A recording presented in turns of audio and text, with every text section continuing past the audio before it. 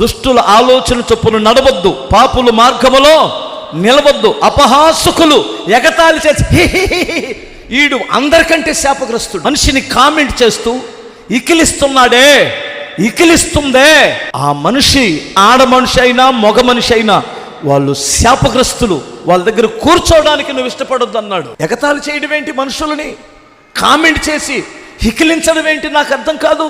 నల్లగా పుట్టారని, లేదు కుంటివాడని, గుడ్డివాడని, ఏమండి తనకున్న స్థితిగతులను బట్టి ఒకసారి కామెంట్ చేస్తూ నవ్వుతావా? చెత్త, ఈ చెత్త నుండి యేసు నామములో నువ్వు బయటకు వస్తే గానీ బాగుపడవు. బాయ్, మీకు అర్థమవుతుందా? ఎవరిని కామెంట్ చేస్తున్నావు? ఎవరి గురించి ఎగతాళిగా మాట్లాడుకుంటున్నావు? కొన్నిసార్లు సేవకులను కూడా కామెంట్లు. కుటుంబం పతనం అవడానికి కారణం అదే. అర్థమవుతుందండి? ఇదొద్దు నీకు. నువ్వు సరైన ఆత్మ సంబంధమైన వ్యక్తులతో జతగలు, దేవుడు నిన్ను దీవిస్తాడు.